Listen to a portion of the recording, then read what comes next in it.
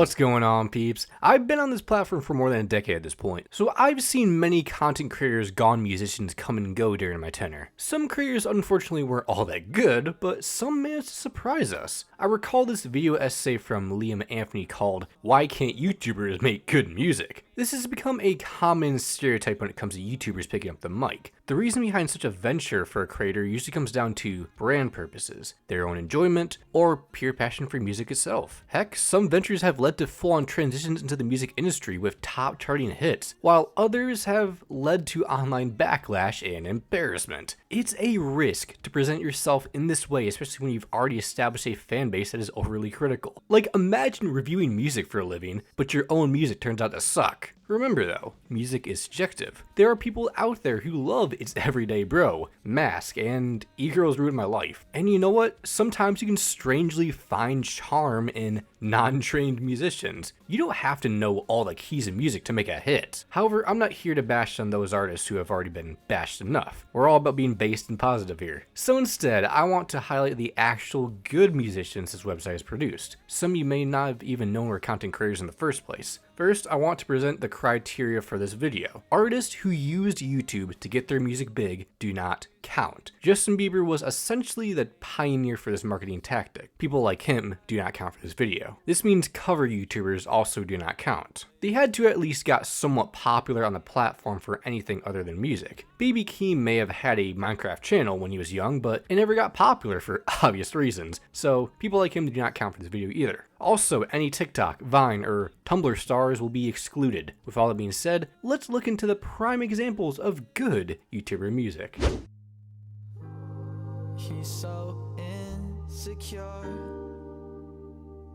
Oh boy, I've already talked about this guy's discography in full a month back, but yeah, Quadeca easily has one of the greatest YouTuber gone musician success stories ever. Growing up, he was addicted to football or soccer, depends where you're from, and music, learning guitar and piano at an early age, but his clickbait FIFA content ended up getting him popular on YouTube, garnering 100,000 subscribers by 2015. He would slowly incorporate rap music into his FIFA content, similar to KSI, that lead him to attracting even more of an audience, boosting his ego enough to release multiple mixtapes from 2015 to 2017 that he later regretted. He clearly saw himself as a bad internet rapper with amateur, likely stolen beats and a lyrical miracle flow. Yet sometimes you have to dig through the garbage to uncover something valuable about yourself. Quadeca was still much better than most YouTube rappers at the time, as he hopped on JMX's diss track towards his ex-girlfriend, delivering a standout verse, as he showed off his rapping abilities in different styles. Then he beefed with Racecum's ghostwriter, and eventually KSI. UK's own, went on the What's Good podcast in November 2018, where he called out several YouTube rappers, including Quadeca. As someone who grew up watching KSI, he was hurt by being called trash and challenged the man to a diss battle. Just 5 days later, on November 23rd, Quadeca released Insecure, and it was incredible. Turns out, when you watch someone for years, you figure out all their weak points. The diss rocketed his channel to 1 million subscribers. 11 days later, KSI responded with Aries, which was pretty disappointing, I can't lie. But they made up in 2018. Yay! Quadeca would continue to evolve as an artist throughout the years following the beef. While commercially he isn't nearly as hot as the days of Insecure, he has achieved critical acclaim for making the best music of his career. After Quadeca dropped the massive, self-produced track Sisyphus in 2021, it felt like people's entire perception of him changed overnight, even impressing an idol of his, Anthony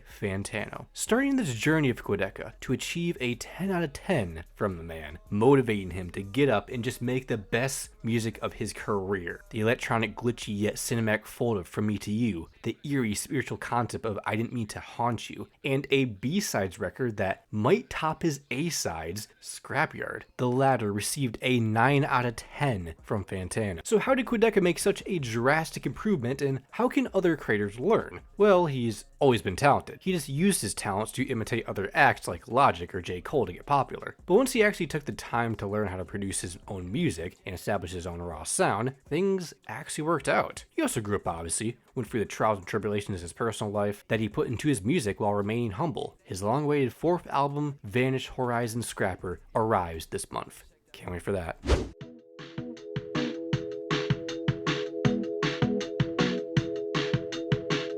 I've already talked about this trilingual artist in another video. Just like Quadeca, he grew up around music, and technically his main channel started off with him playing songs on acoustic guitar in 2012, but these videos probably got like 2 views at the time. It wasn't until he hopped on the commentary wave in 2017 that his channel quickly took off, breaking down the clowns and lolcows of YouTube and ranting against celebrity culture with clever humor. These videos may have burned bridges, but it didn't stop him from reaching 1 million subscribers in 2019. You would soon see him become associated with Dream SMP and the E-Boys, but once COVID-19 happened, he found himself with more time on his hands to return to music, a hobby he had picked up again in uni, likely refining his skills behind the scene. However, given the fact he was known to hate on celebrity musicians like Joji and Lele Pons, surely he had to show them how it's done, right? His debut 80s inspired single Slow Down came out on June 2020. He has stated many times that it sucks. It kinda does. Good news, he improved in 2021. The guitar-oriented indie rock EP No Left Brain had hits like Him that made people take him a lot more seriously. His next EP, Bitter Tongues, saw an increase in confidence, and since then he has improved his voice with each record. As he shifted his focus more towards music, uploads on his main channel slowed down significantly. It would all pay off once he recruited a band for live sessions and recorded 2 albums, 2023's Are We There Yet and this year's Don't Tell the Dog. The latter has recently debuted at #1 on UK's album charts, which is huge for an indie artist like him. Both records have received a lot of praise, even from online music critics known for dismissing YouTuber-made music. The upbeat indie rock textures, danceable synthwork, charming energetic delivery of James, and genuinely depressing, well-constructed lyricism has made him an example of how to do music right. You wouldn't even know this guy once made commentary videos. That's what we can learn from James. This music isn't a gimmick. It's the real him being expressed. He's always had talent in songwriting and instruments. It just took him more time to be confident about it, all while collaborating with the right people to make the right sound. Somehow, someway, this guy has made better music than most of the people he has trashed in the past. That's gotta sting.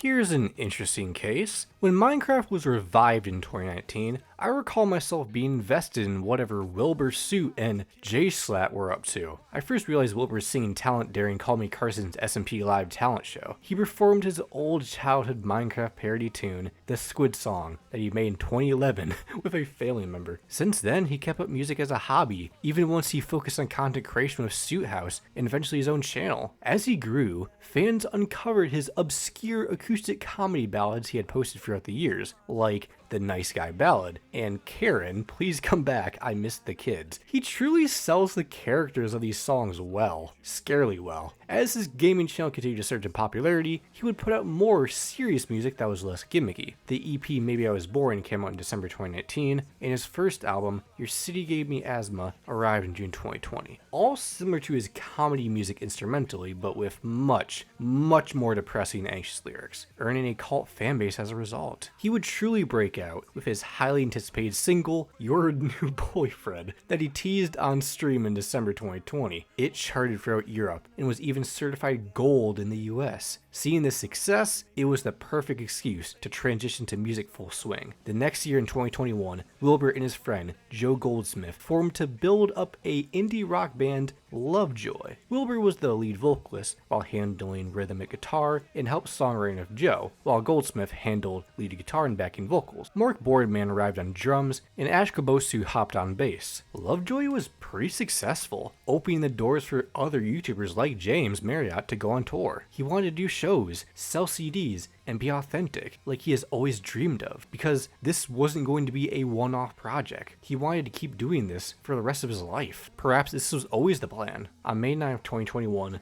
Lovejoy put out their first EP, Are You Alright? They followed up with Pedal Brain on October 14th, 2021, which reached number 12 in the UK. After signing with AWOL, they dropped Call Me What You Like, reaching number 32 on the UK singles chart. Then their third EP, Wake Up and It's Over, came out May 12, 2023, climbing to the top 5 of the UK albums chart. He would put out a few solo works like Soft Boy and album Mahanium Sign Reflex. Up to this point, Wilbur and his band were unbelievably successful, mostly because the music was actually good. Even critics not invested with Minecraft or his channel seemed to enjoy what he was putting out. He's always been musically talented, and he teamed up with the right people to set them up for life. With that being said, it is so unfortunate what has happened as of recently with Wilbur. His ex-girlfriend Shovel accused him for being abusive in 2024. That completely derailed the band's momentum. Look, I want to address the situation in detail in a future video about Lovejoy. Let's just say he was a biter, according to all of his exes. Lovejoy shared on Twitter that they'd be taking a break because of Wilbur's mental health. However, Wilbur added that they still plan to tour in the summer of 2024 and were all eager to keep making music. This is clearly the case as the band is back to releasing music again. It's a shame all this happened, and I pray for anyone affected by this situation. The music is still good, I stand by that fact. Just sucks Wilbur turned out to be like this. That's all I'll say for now.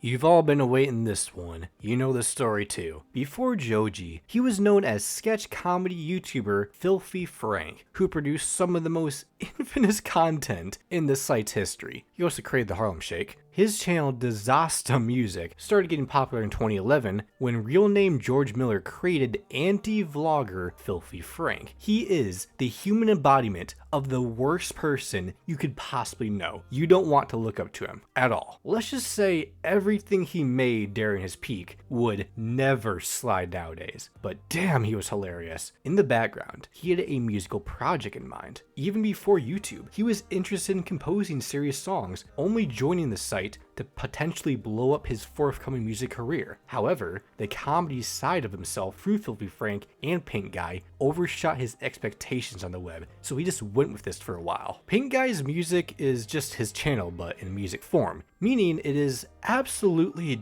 diabolical. You're a fucking cunt. I touched a willy in high school once and it was just a little mistake. First I fucked my sister, then I fucked my mom.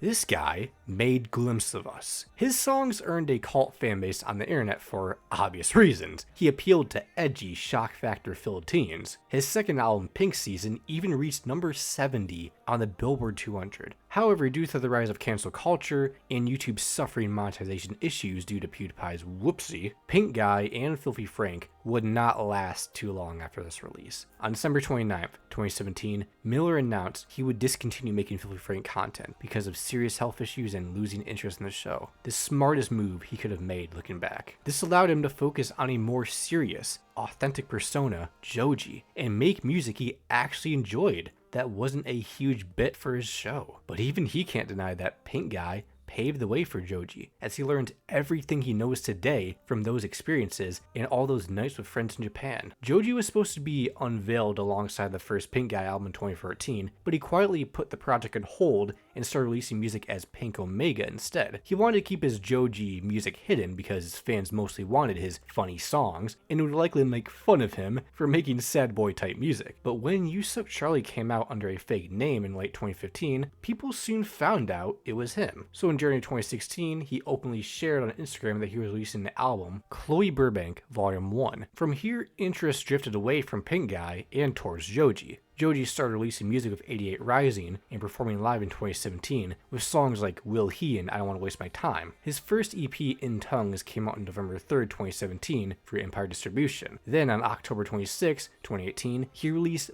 Ballads 1, which topped Billboard's R&B charts and reached number 3 on the Billboard 200. It had multiple streaming giants like Yeah Right and of course, Slow Dancing in the Dark, being certified 5 times platinum thanks to the TikTok microwave challenge going viral. His second album, Nectar, finally dropped on September 25th, 2020, after several pandemic-related delays, delivering hit singles like Sanctuary, the critically acclaimed Run, and Give Me Love. On June 10th, 2022, Joji released his biggest hit to date, Glimpse of Us, which peaked at number 8 on the Billboard Hot 100. Then, on November 4th, he released his album Smithereens. While Joji has moved on from the Filthy Frank days, it is clear by his live shows that there is still a part of him still present. I'm over there stroking my dick. I got lotion on my dick right now. I'm just stroking my shit. As of recently, he has disappeared from the public eye. I do hope we get to hear from our old friend soon. A prime example on how to transition from YouTube to music effortlessly. It was a huge risk, but it paid off. Take as long as you need to, George.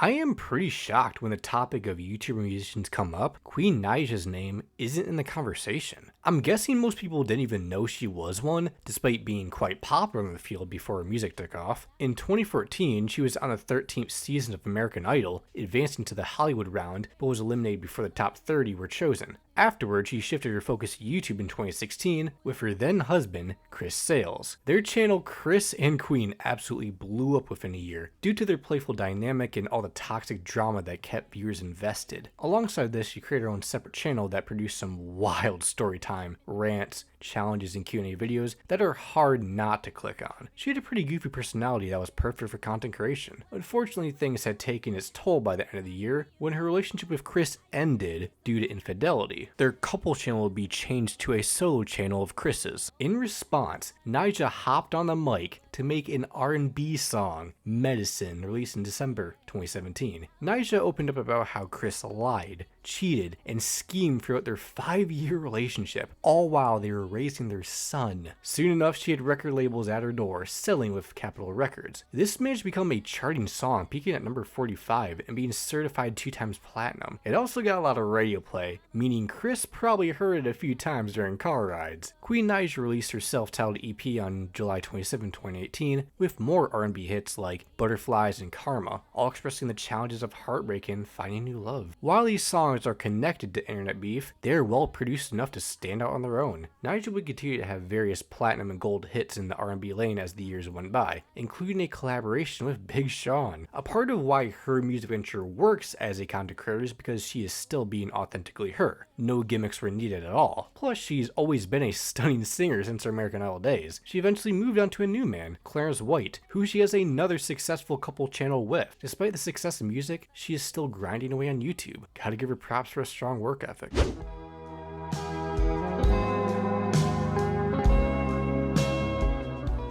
It was 2018, and this 15-year-old kid started a small Fortnite montage channel where he obtained a couple thousand subscribers. He ran into a major issue when it came to these montages. He was using copyrighted music, so instead of running through this issue of not getting paid, he began making his own music to fit in with these compilations instead. You can thank his mother for making that call. He grew up in gospel music but later gravitated towards the likes of XXXTentacion and the rest of the members only that inspired him to dive into rap and later indie. It was now 2021, and he began sharing dark alt-pop rock songs like You and I and Take Me to the Sun on SoundCloud. David would continue to build up a small fan base throughout 2022 with sporadic releases, using a free version of DAW's BandLab until his breakout moment finally came. He released Romantic Homicide on July 20th, 2022 that went viral on TikTok. Its success caught the attention of Darkroom and Interscope Records, who signed him that September. This, alongside Hear of Me, charted in several countries and were certified 2 times platinum, and both have 1 billion streams on Spotify. He hasn't let off the gas since. Debut EP Petals of Thorns in May 2023, constant touring. The energetic Feel It was another hit for him off the Invisible Season 2 soundtrack, and his debut album Withered just dropped this year. This is motivation to all my gamers out there. You can go from cranky 90s to selling out shows worldwide if you play it smart. Speaking of gamers,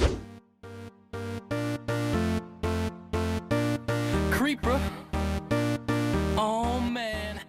okay, hear me out. He made Revenge. Exactly. I understand that most people would disagree with his placement on this list. He makes Minecraft parody music. That isn't serious music. I mean, I never said the music had to be serious, first of all. Second of all, his songs are still good and not cringe. Although he's not involved in every part of the process, he contributes enough that I'd still count him here. With the help of Tryhard Ninja, he put together some of the greatest Minecraft parodies of all time. They have over 100 million views for a reason. Videos like these were a huge part of my childhood growing up, as well as many others. Taking songs I absolutely adored as a kid like Dynamite by Teo Cruz, DJ God's Falling in Love by Usher, and Viva La Vida by Coldplay, and making them Minecraft coded, he popularized the entire trend, and nobody has been able to make anything better since. Sorry Yogscast, please bring back Shadow of Israfel, then we can talk. CaptainSparklez had already been a popular up-and-comer as it is, but this just quadrupled his growth. The dynamic duo released TNT, parodying Dynamite, written, produced on on note blocks, and even animated by CaptainSparklez. So much nostalgia being exhibited from me right now. Then August 19th, he posted Revenge, eventually becoming his most popular video with over 300 million views. There was a time where it even surpassed the original in views, leading to Usher's label not being too happy down the line, because in 2015, the video was taken down, probably due to a copyright claim from the original song. It was thankfully brought back in mid-2018 once those issues were sorted out, and it was not a coincidence that it had a resurgence in 2019 that made me smile. The godfather of Minecraft parodies continued to deliver with Minecraft Style and Fallen Kingdom, all having writing and film credits from the Captain. From 2012 to 2022, they released 5 connected Minecraft music videos that make up this Fallen Kingdom series. It began with Fallen Kingdom, told from the perspective of a king who loses his castle. We eventually stray away from the parodies though. The amazing electropop original Take Back the Night continues his storyline, with Find the Pieces, Dragon Hearted, finally rising Kingdom, wrapping it all up with productions from the best EDM engineers and vocalists he could find. Captain didn't just make great parodies, some might be able to argue they are better than the original songs, giving Captain and Triad Ninja much more respect for their creativity and passion to making music for kids at the time, but later in life for nostalgic adults. The bar set by Jordan is in heaven, and I doubt anyone will surpass it. MC, make another hit. This man is truly the gift that keeps on giving. You just never know what he's going to do next. Basically the reason he blew up in the first place. Following the rapid rise to the top of the streaming world, where each controversy managed to make him even more popular, he decided to do music because why not? He has energy that would make Lil Jon shake in fear, and it would fit his nutcase of a persona. To be fair, I don't think Speed is an actual good lyricist, but something about his rapping delivery still sells it for me. He can rap about anything and somehow turn it into a banger. You honestly can't even hate a lot of his songs due to how infectious the energy is. It is truly a turn off your brain vibe kind of music. It's not cringe, and he's clearly not taking himself all that serious, which lives up to his streaming character. Performing the most ridiculous stunts possible to entertain his audience. Who knows, he could go the Filthy Frank arc and actually try in the future. He doesn't need to, but the option is there. The beats he gets are amazing, and you honestly feel bad when he just does his speed thing on them. His first song, Duty Booty, is named after a catchphrase he made up on the fly while raging on stream, all while saying a bunch of nonsense, constantly lying and bragging about girls farting in his mouth. The song got a lot of attention across social media due to how absurd it is. He only continued to put out more ridiculousness like Bounce That Ass, NFL, and of course, Shake. Possibly one of the greatest troll songs of all time. On top of an earth-shattering Jersey Club beat, sampling Hit the Road Jack, is Speed spitting at a rapid pace where it's almost impossible to know what he is saying. It's fun, it's hype, and it goes off. The most attention was directed towards that chorus, which is so dumb, yet it honestly makes you smile. It has 200 million views on YouTube for a reason. While this is certainly a side quest for him, he is still doing more for it than he actually needs to. Goes to show how dedicated he is as a creator. 2022 saw 2 other big releases. Ronaldo Sui is inspired by his new love for Cristiano Ronaldo, and World Cup to celebrate the 2022 FIFA World Cup. The latter actually charted in the UK for a while. He even scored a deal with Warner Records and made a surprise appearance at Rolling Loud Portugal. In March 2024, he released his first EP trip to Brazil. I'm telling you, if he actually took music seriously, he could be amazing. He can stay on beat, bring the energy, and do about any style of rap out there. I'm not even kidding you. Real ones remember when he did a hyperpop song that absolutely slapped. I'm sure he has plenty of professional engineers supporting him, but given his musical roots for his father, it's clear he is a natural talent in his own right. Okay, surely nobody is still watching him at this point, right? I could get away with anything I want, right?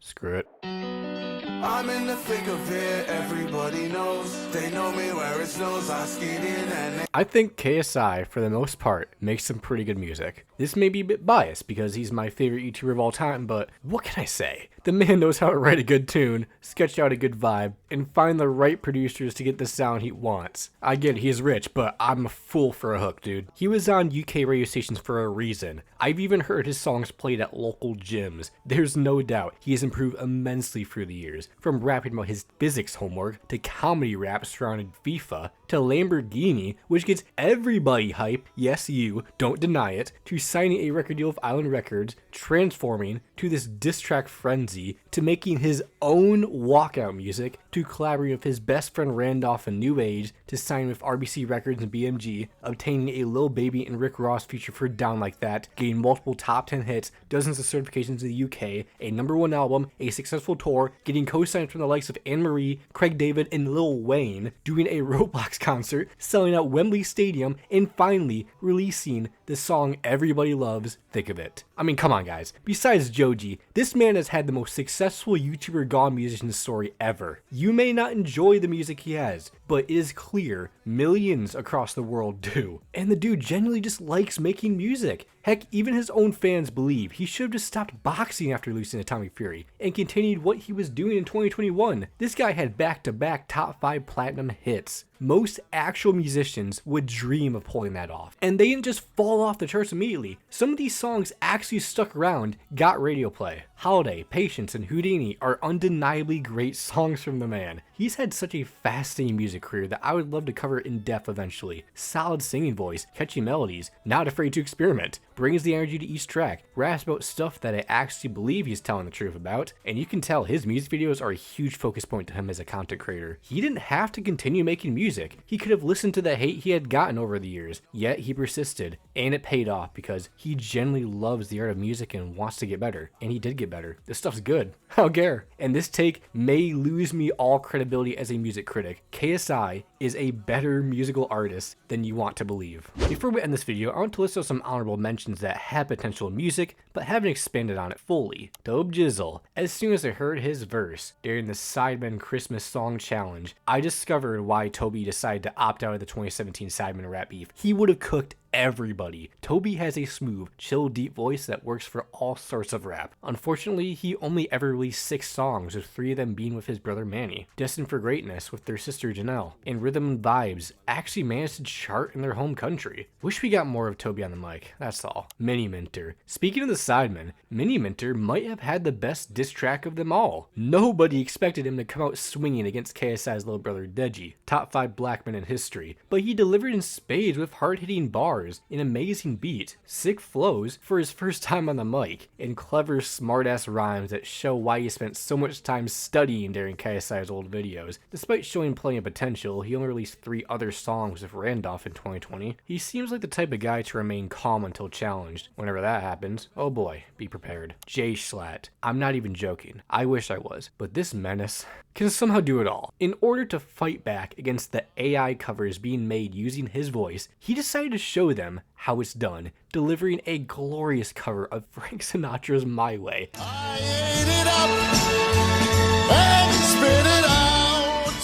To show off even more, he put out a Christmas EP last year that is also very good. He can't keep getting away with this. Please, make more music, Jailer Swift, Kai Cenat. He may only be known for one verse, but that one verse is pretty good. Bust Down Rolly Avalanche of Enely Choppa was one of my most played songs of 2022. The guy loves music, and fun fact, he doesn't even enjoy making it. When he does, the results are damn solid. Seen on the gold certified hit I just mentioned, and his AMP freshman cypher freestyles. Like Speed, the dude has a great voice for rapping, and enough energy to sell it. He hasn't expanded upon it, but you can't say he is whack. Phantom. Finally, the guy who invented Phantom Tax. He hasn't released anything officially, but everything I've heard from him musically, including his freshman cypher verses and his song Mind Control for that Love and Music video, have shown that he might have a place in music one day. Great flows, melodies, and vibes from this man always. So how can a YouTuber actually make good music? First of all, you have to be somewhat musically skilled, or have the drive to be. You should also be authentic and not pretend you're someone else, but you should also attempt to separate the music from your brand, make it your chance to display your deepest thoughts and wonders. Take it seriously and aim to cut deep. Not everyone's gonna have the perfect debut single. Try to at least improve. Give yourself more time and pay attention to how your fan base responds. You should certainly strive to work work with the right people. Especially if you're famous, you should have a lot of connections to at least get a proper mixing and mastering job done. And as a side note, if you're relatively controversial or disliked, like Dream, be aware that putting music out might just give haters more ammo. Still, if you're passionate about it, don't let that stop you from trying. Let me know if you want a part 2. I'm sure there are more artists out there that I just didn't have the time for. I'll see you all in the next one. Make sure to love all, and peace.